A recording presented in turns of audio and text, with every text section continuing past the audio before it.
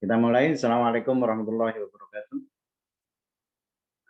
Bismillah, alhamdulillah, wassalatu wassalamu ala Rasulillah Muhammad bin Abdillah wa ala alihi wa sahbihi wa man wala, la haula wa la quwwata illa billahi al-aliyyil azim. Amma ba'du. Alhamdulillah, saudara-saudara, pada pagi hari ini kita masih diberikan kesehatan oleh Allah Subhanahu wa taala. Kita senang sekali bahwa pada kali ini kita masih bisa melanjutkan studi kita tentang Al-Qur'an. Dan kita memohon pada Allah Subhanahu wa taala mudah-mudahan ilmu yang akan kita pelajari dari Al-Qur'an ini bisa menjadi cahaya bagi kehidupan kita, dan mudah-mudahan Allah Subhanahu wa taala terus memberikan hidayah kepada kita semua sehingga Al-Qur'an bisa menjadi cahaya bagi kehidupan kita. Ada ini ya, wa ala kulli niyatin shalihah. Al-Fatihah.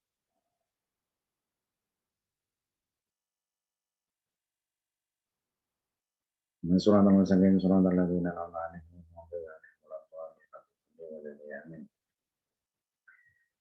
saudara-saudara, pada kali ini saya akan mempresentasikan artikel yang dalam kondisi di mana saya banyak kegiatan di luar. Alhamdulillah akhirnya tadi pagi saya bisa mengupload dan sudah saya sampaikan kepada saudara-saudara agar bisa menjadi panduan bagi kita untuk bisa diskusi secara baik, dan mudah-mudahan sempat terbaca.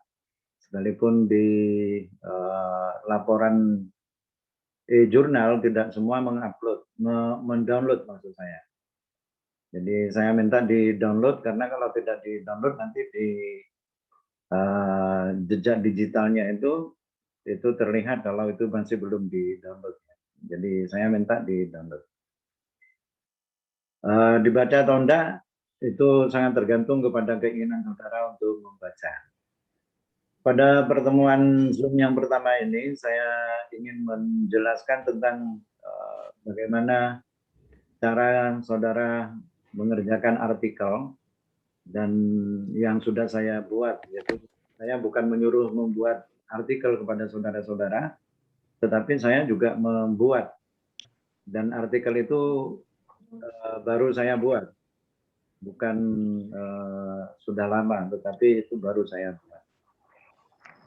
Saya mohon maaf itu belum dalam analisisnya, karena saya belum sempat membaca lebih detail lagi dari apa yang sudah saya tulis, dikarenakan minggu ini saya juga ada keponakan yang meninggal, dan saya juga harus mengerjakan banyak hal, dan saya kira artikel yang sudah saya sampaikan itu jangan dijadikan contoh, itu contoh jelek. Nah, saya ingin mengatakan bahwa membuat artikel dengan membaca teks itu agak berbeda dengan kita menulis artikel bebas ya. Kalau artikel bebas, saudara-saudara bisa secara bebas menentukan buku-buku apa saja yang akan saudara baca, tetapi ketika kita membuat artikel dengan tujuan adalah analisis terhadap teks, maka teks itu adalah data. Maka cara membuatnya itu jangan dimulai dari latar belakang. Karena kalau saudara memulai dari latar belakangnya bisa jadi tidak sesuai dengan isinya nanti. Tetapi mulailah dari menulis isi. Caranya bagaimana? Artikel yang kita baca itu kita lihat dari dua performan. Setiap artikel itu ada dua performan ya.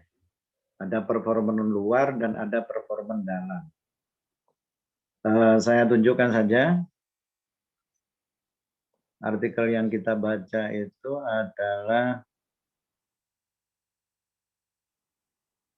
yang mana ini? Oh, bukan yang ini ya. Oh, bukan yang ini ya. Oh, bukan yang ini, ntar.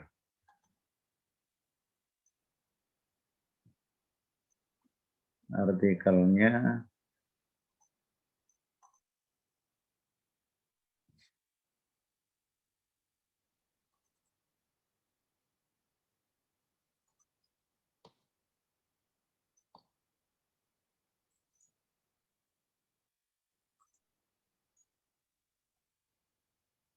Quranic Studies. Quranic Studies, ini kelas B ya. Dan yang kita baca itu adalah Ibnu Qutaibah's contribution. Pertama kali yang harus kita lakukan adalah membaca dari sisi luar. Dari sisi luar itu adalah tampilan luarnya ini. Kalau bagian saya itu adalah bagian yang pertama. Bagian yang pertama itu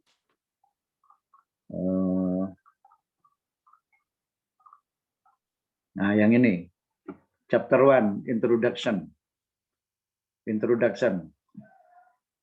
Nah, di introduction itu performance luarnya adalah bagian ini. Mulai dari mana? Mulai dari kita melihat jumlah halamannya. Berapa halaman sih untuk yang chapter 1 ini? Ini kita lihat, oh ada sekian halaman. Sekian halaman. Oh, ada sekitar 18 halaman. 15, 16, 17, 18 halaman. Nah, setelah saya tahu bahwa ada 18 halaman, lalu saya tulis di bagian isi itu, di bagian isinya saya tulis, artikel ini akan membahas di chapter 1, yaitu bagian introduction, yang terdiri dari 18 halaman, saya tulis. Nulisnya itu pelan-pelan ya. Jadi nulisnya pelan-pelan, dinikmati begitu. Ciri-cirinya itu adalah ketika itu tidak berbunyi. Jadi ketika saudara ngetik dengan kondisi tidak berbunyi, itu berarti saudara dalam kondisi nyaman. Tetapi kalau ngetiknya itu sudah begini bunyinya, itu berarti saudara ada tekanan. Jadi sebaiknya jangan tekan ngetik itu. Ketika jangan pelan gitu, dipilih kalimat-kalimatnya, lalu ditulis, dan jangan ada tekanan. Saya ceritakan bahwa data yang pertama yang dari performa luarnya itu ada 18 halaman misalnya kan. Baru setelah itu saya masuk kepada performa luar bagian dalam. Performa luar bagian dalam itu adalah melihat kepada ini. Melihat kepada apa yang ada di dalam bab 1. Apa saja yang ada di dalam bab 1 itu. Lalu nanti di sini saya melihat ada di introduction itu dia menulis ada Ibnu Qutaibah's life. Lalu saya tulis di bagian chapter 1 ini ada Ibnu Qutaibah's life. 1. Lalu nanti yang kedua di dalam Ibnu Qutaibah's life itu ada bagian yang membahas tentang his name, kemudian ada early life, ada career, dan seterusnya. Kemudian ada lagi, ini bagian performa luar namanya. Terus sampai kemudian berakhir, nanti di halaman berapa itu isinya tentang apa saja, itu bagian luar. Nah, nanti di bagian dalam, kita masuk kepada kedalamannya. Yang kalau tulisannya seperti begini ini, maka kita mudah untuk bisa memahami bahwa kalimat yang ada di dalam introduction ini menceritakan tentang apa yang diinginkan pada pengantarnya ini. In this introductory chapter, we shall concentrate on certain particular aspects of Ibnu Taimiyah's life and works. Nah, nanti disinilah dia akan berangkat. Kemudian setelah itu, from screen-nya nggak kelihatan.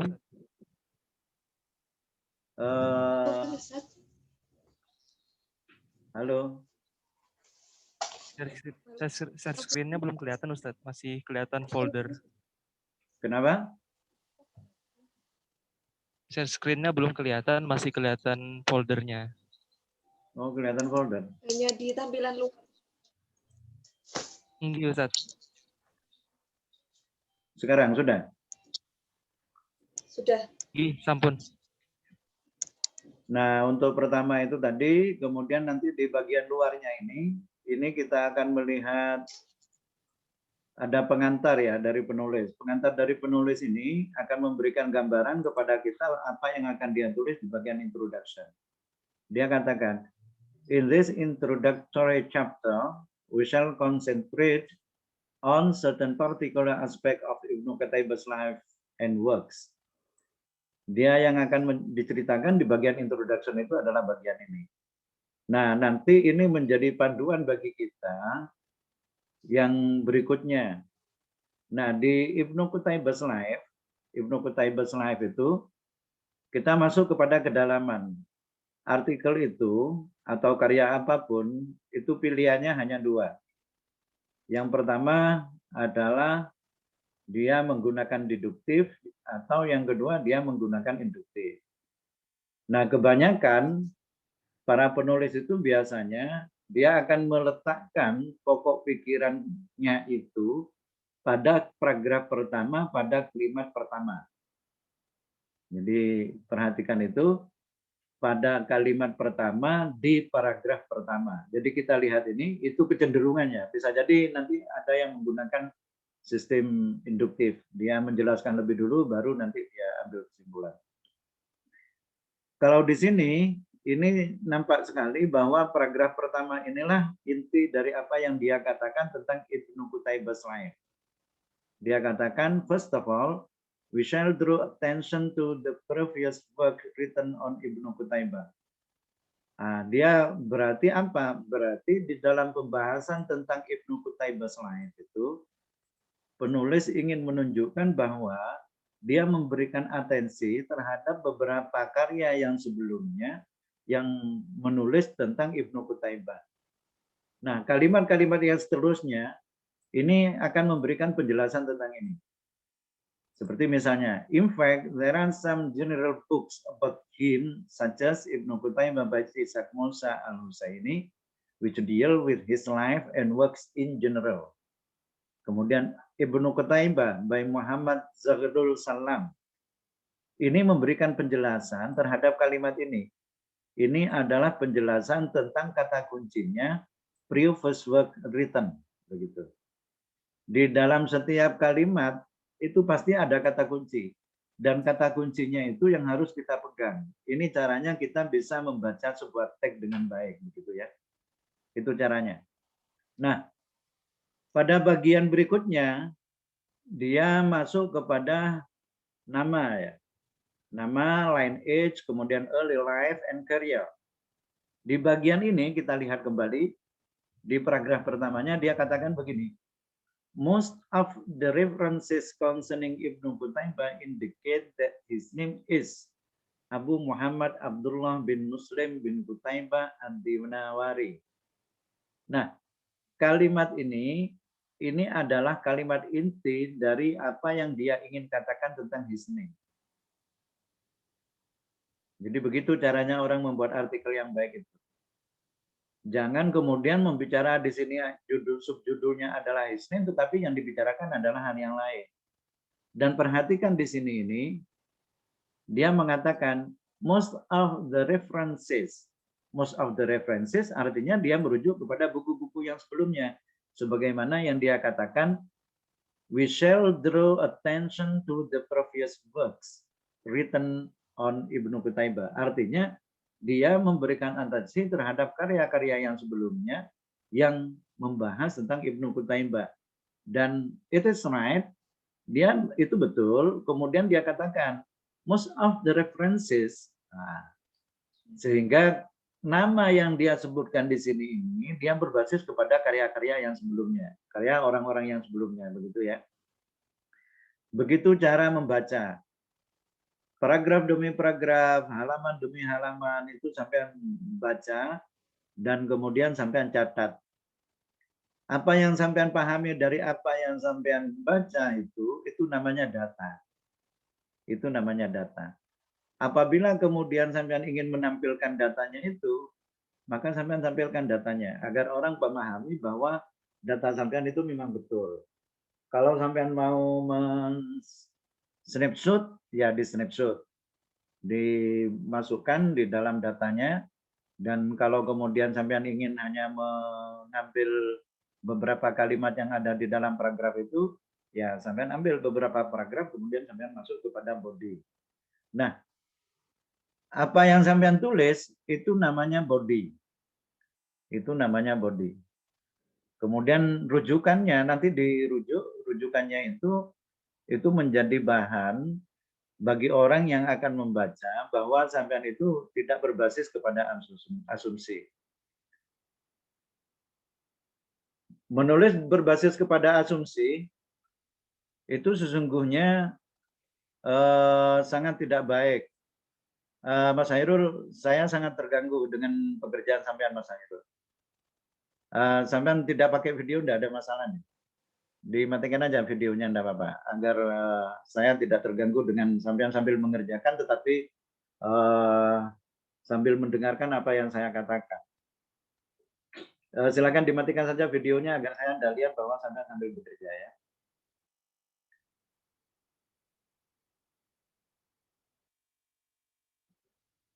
Baik, terima kasih Mas Hairul. Maksud saya begini, ketika saudara diskusi, that's be a discussion. Jadi ikuti diskusinya. Jadi jangan kemudian sambil mengerjakan sesuatu, itu sama dengan tidak menghargai. Saya sudah menulis artikel itu, kemudian sampai yang tidak membaca, saya akan merasa tidak terhargai. Dan nanti kalau teman-teman menulis artikel, ya dibacalah agar kemudian kita menghargai orang lain. Sama dengan ketika kita belajar seperti begini, tetapi sampai mengerjakan pekerjaan yang lain, sama dengan seandainya nanti sampai presentasi misalnya, lalu saya sambil mengerjakan hal lain lagi, itu tidak etis di dalam dunia akademiknya. Itu tidak etis. Lebih baik saudara tidak usah masuk atau saudara izin tidak bisa mengikuti perkuliahan. Baik, itu caranya. Dan saya yakin ini akan mudah untuk bisa teman-teman lakukan agar kemudian nanti artikel sampean itu bukan hasil pikiran sampean, tetapi hasil analisis sampean terhadap karya orang itu. Mengapa? Karena memang di perkuliahan saya ini bukan untuk karya lepas, melainkan kita ingin teman-teman belajar dari analisis dokumen namanya, text analysis. Jadi menganalisis kepada teks dan hasil dari teks itulah kemudian nanti menjadi pengetahuan bagi kita bersama. Dan hasil dari pekerjaan itu kemudian nanti kita buat sebuah makalah, dan makalah atau artikel itu sudah saya buatkan ininya, dimulai dari pertama, kemudian setelah itu isi, dan baru setelah itu nanti penutup. Artikel saya itu saya katakan adalah artikel yang tidak baik karena dibuat dalam kondisi saya kurang banyak waktu, sehingga tidak ada abstrak, analisisnya juga tidak dalam, kemudian juga tidak ada penutup mungkin ya yang disampaikan kepada saudara-saudara. Tetapi dari sisi literatur yang menjadi rujukan, saya berusaha untuk memberikan literatur tambahan kepada saudara-saudara selain dari apa yang ditulis oleh Al-Majali itu. Saya juga masih belum mencari Al-Majali itu sesungguhnya siapa. Tetapi artikelnya itu saya temukan sebagaimana yang tertulis di dalam bukunya itu adalah sebuah tesis. Kalau tesis itu sama dengan kita disertasi yang ditulis dalam rangka untuk memperoleh untuk memperoleh gelar doktor. Dan itu sudah saya laporkan di artikelnya itu. Baik, sebelum kita masuk kepada substansi tentang cara penulisan artikel, barangkali ada pertanyaan yang masih perlu disampaikan berkaitan tentang studi kita lakukan. Ada pertanyaan? Cara menulisnya kira-kira ada kesulitan atau enggak?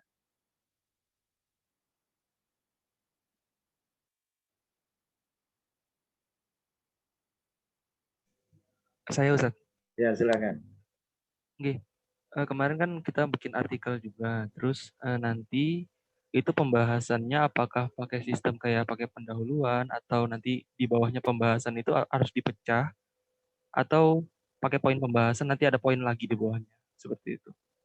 Dijadikan satu saja.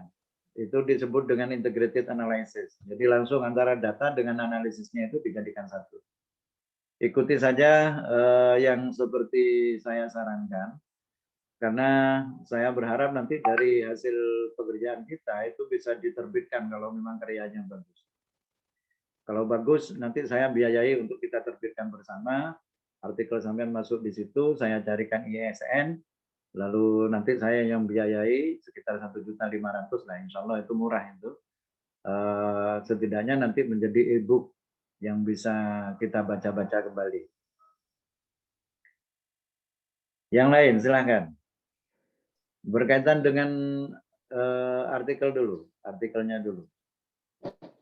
Ya Ustadz, izin bertanya Ustadz. Silakan. Niki kan ketika saya baca artikelnya panjenengan dari apa namanya, ada tulisan-tulisannya bahasa Inggris, ini kan tetap bahasa Inggris, tidak panjenengan terjemahkan. Kalau sebenarnya cara mereview yang benar atau yang bagus itu memang tetap dengan bahasanya dia, Inggris atau Arab, atau kita juga terjemahkan gitu Ustaz. Terima kasih. Tergantung, kalau mau diterjemahkan, asal halamannya bisa panjang, tidak masalah. Dan itu menunjukkan pemahaman kita terhadap artikel itu. Tetapi kalau seandainya tidak, maka saudara bisa menggunakan sistem indirect. Sistem indirect itu saudara pahami substansinya, lalu setelah itu sampean rujuk. Itu bisa. Kalau model yang saya tampilkan itu untuk menunjukkan bahwa ini kalimat aslinya begitu. Ini kalimat aslinya. Tetapi sangat diperkenankan sampean tidak menggunakan model direct begitu. Jadi bukan kutipan langsung. Tetapi sampean katakan bahwa Al-Majali misalnya dia mengatakan bahwa begini begini begini. Itu yang sampean pahami yang ditulis, lalu setelah itu sampean rujuk lihat halaman sekian, itu boleh. Kalau ditampilkan dalam bahasa Inggris lalu diterjemahkan itu lebih bagus lagi. Tetapi menghabiskan banyak halaman sehingga mengakibatkan nanti halamannya penuh dengan teks asli dan teks terjemahannya. Seperti artikel translator aja. Yang saya inginkan itu bukan penuh dengan penjelasan tentang satu hal, tetapi dijelaskan secara panjang lebar, melainkan kita bisa lebih banyak mendapatkan informasi dari buku tersebut, sehingga nanti banyak yang kita peroleh. Kedalamannya nanti silakan dikembangkan sendiri. Itulah sebabnya mengapa kemudian saya menggunakan direct system.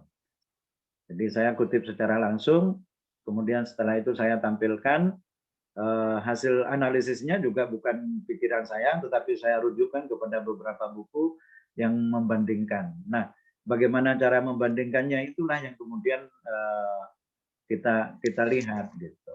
Apakah dicarikan artikel yang mendukung, lalu disampaikan artikel-artikel yang mendukung atau dibandingkan. Kalau nanti membandingkan, maka nanti disebut di situ comparative analysis begitu. Perbandingan. Kalau saya menemukan yang berbeda, maka katakan ini adalah perbandingan. Ini berbeda antara ini dengan ini. Untuk menunjukkan bahwa kita bukan hanya baca satu literatur dari artikel itu, tetapi kita juga membaca beberapa artikel yang lain. Ketika saya menyampaikan tentang nama misalnya, saya menemukan beberapa nama selain dari apa yang ada di dalam artikel aslinya. Lalu saya sampaikan, ini ada istilah yang lain, ini nama yang lain, ada nama yang menggunakan ini, atau yang digunakan oleh buku itu, tetapi ada di dalam buku ini misalnya. Itu saya tunjukkan. Sekalipun dia tidak menunjukkan sumbernya, tetapi kita bisa mendapatkan informasi bahwa nama itu diambil dari sini, begitu, atau setidaknya sama dengan ini. Ya, begitu. Good, yang lain silakan. Masih seputar tentang cara pembuatan artikel dulu, belum masuk kepada substansinya. Ini untuk literatur sendiri tetap minimal buku 5, jurnal 5, untuk tahun 5 tahun ke belakang deh Ustadz. Ya, kecuali memang buku itu buku penting. Seperti misalnya buku-buku Babon. Buku-buku Babon itu seperti Al-Burhan, Al-Itqan, kitab-kitab yang memang itu adalah kitab-kitab rujukan, kitab-kitab induk. Tidak ada kecuali diterbitkan ulang karena orangnya sudah meninggal. Kalau kita berbicara tentang sejarah, maka buku yang lama itu yang lebih afdol dijadikan rujukan. Bukunya Imam Romli misalnya, Al-Kamil fit Tarikh, itu lebih penting untuk kita rujuk dibandingkan dari rujukan-rujukan kepada buku-buku yang baru. Karena apa? Karena sejarah itu kalau di dalam sejarah Islam itu lebih baik merujuk kepada buku-buku yang lama, bukan buku-buku yang baru. Kecuali hasil-hasil analisis ya. Kalau hasil-hasil analisis itu memang diupayakan dari buku-buku yang baru.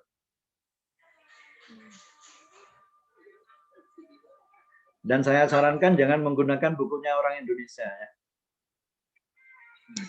Jangan menggunakan. Ya, karena saya sebagai dosen saya tahu banyak orang yang menulis itu bukan karena ilmu pengetahuan, tetapi karena ingin naik pangkat.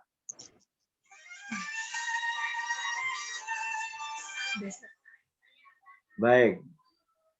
Kok ada yang nyetel video, ada nyetel musik? Silakan yang lain.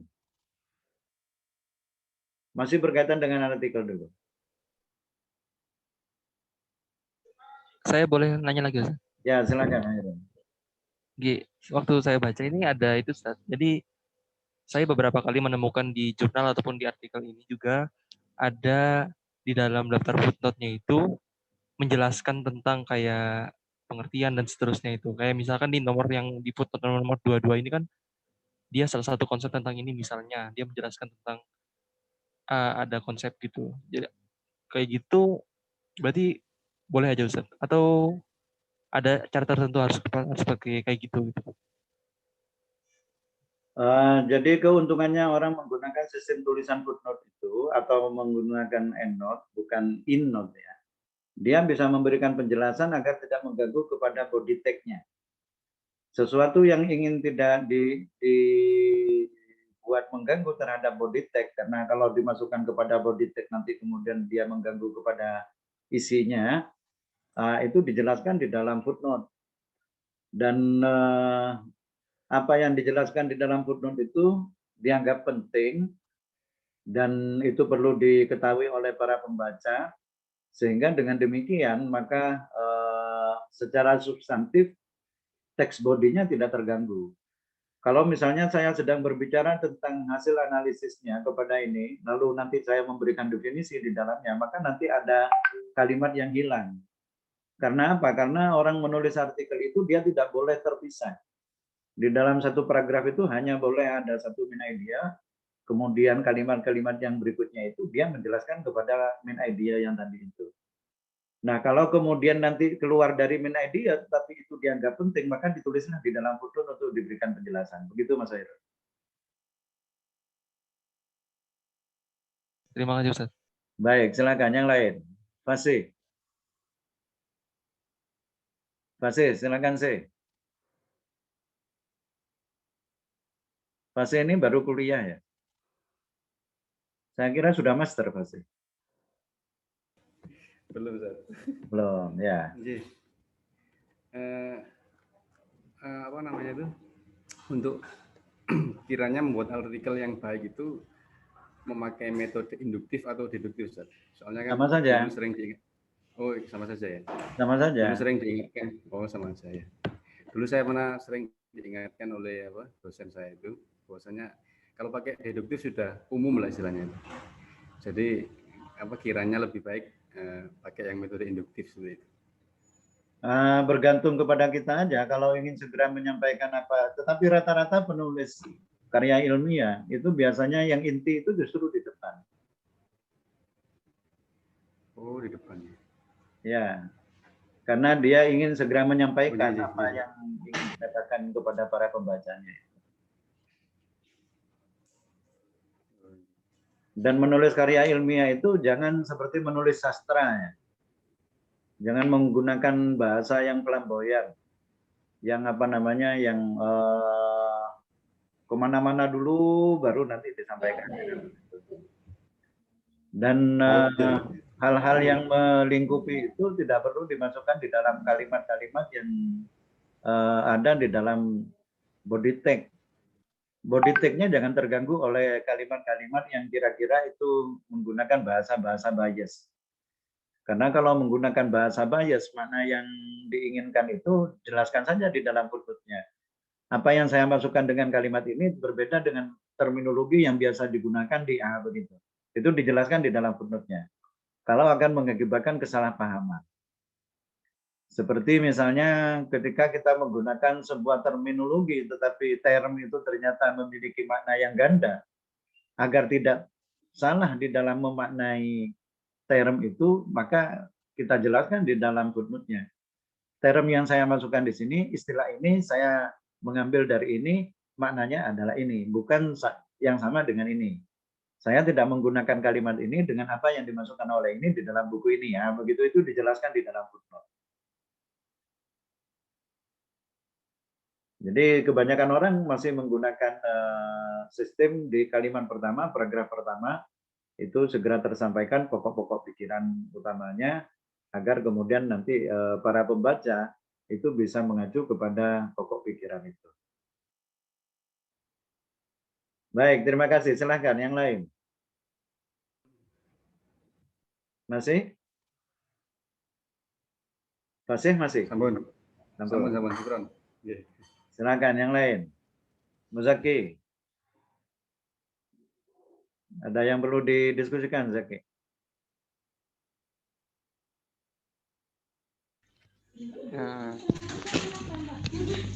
Jadi untuk membuat artikel ini kita kan perlu untuk banyak sekali bahan bacaan, Ustaz. Jadi bagaimana cara kita itu mencari bahan-bahan itu sehingga nanti bisa dijadikan sebuah karya tulis yang mana banyak referensinya gitu, Ustaz. Jadi ambil yang saya kuncinya. ketahui itu memang terbatas, Ustaz. Gimana? Ambil kata kuncinya, Zaki. Jadi kata kuncinya itu diambil lalu masukkan ke Syaihuna Google. Nanti di Syaihuna Google itu akan diterbitkan oleh Syaihuna Google, diberitahu ini buku ini dalam buku ini. Syaihuna Google itu sangat murah hati itu. Jadi sampai ambil kata kuncinya itu diambil, lalu di terakhirnya sampai tulis PDF. Nah, nanti yang berbentuk PDF akan keluar. Dan kalau itu adalah artikel, maka sampean ambil doi-nya diambil, lalu sampean masuk ke SCI ya, kepada SCI Hub namanya. SCI Hub namanya. Nah, saya beritahu cara mencuri. Cara mencuri artikel yang mahal.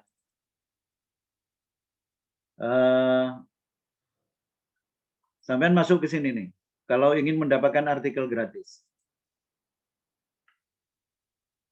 Namanya SCI Hub. Nah, ini nih. Sampean masuk di sini, lalu nanti sampean tinggal memasukkan doi-nya ke dalam. Di dalam setiap karya itu selalu ada doi. Modelnya yang begini ini. Jurnal itu biasanya ada dua ya. Ada yang open access, tetapi ada yang close access. Yang ini sampean tinggal menulis di sini doi-nya atau URL-nya. Nah, nanti secara gratis SCI Hub ini cara mencuri yang baik ya. Jadi saya ajari bagaimana cara mencuri artikel yang berbayar itu menjadi gratis lewat ini. Lewat Sign Hub ini. Sign Hub ini sangat bagus sekali dan banyak digunakan oleh orang untuk untuk mencari artikel. Di situ tempatnya. SCI Hub tulisannya. Di situ cara mencarinya. Yang dicari apa? Kata kunci. Kalau sampean ingin mencari jurnal, mencarinya dulu. Kalau mencarinya itu sampean masuk ke kemana saya tadi dulu. Namanya sampean masuk ke Journal Guide namanya.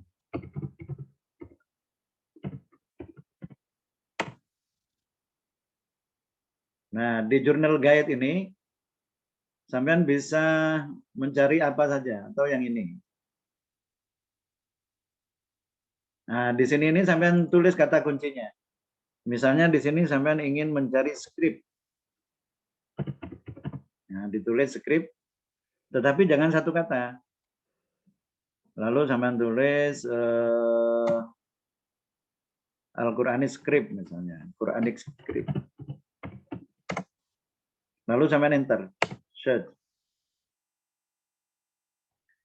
Nah, dia dengan baik memberitahukan kepada kita artikel-artikel yang membahas tentang itu. Nah, kita tinggal ngambil ini. Di jurnal Pitotaksa itu ada satu artikel yang membahas tentang itu. Wah, nih. Ini sudah keluar, kita tinggal ngambil aja. Kalau kemudian nanti tidak diperkenankan karena kemudian dia bukan open access. Nah, kalau ini open access nampaknya ini. Ini abstrak. Yang dimasukkan dengan doi itu di sini. Ini biasanya bisa diambil kalau yang begini. Ini bisa diambil. Thread. Kita ambil full text-nya. Nah, kalau begini maka berarti ini dijual. Kalau dijual jangan diambil. Kita harus irit ya. Jadi untuk menjadi pinter itu kita harus mengikuti teori iritisasi. Artinya mengiritkan diri. Jadi jangan mengambil yang mahal-mahal begini. Kalau masih bisa irit, mengapa harus diambil doi-nya begitu. Atau diambil URL-nya yang ini. Ininya diambil, thread di copy. Nah, di copy, salin, lalu sampai masuk ke SC Hook tadi itu, ke sini. Nah, masuk ke sini sampean. Kalau memang itu bisa dicuri, maka nanti Science Hub ini akan mengambilkan itu untuk kita. Jadi kita manfaatkan saja. Nah, karena ini online, kita buang online-nya, ISS-nya kita ambil, enter saja. Berarti ini tidak bisa. Ini berarti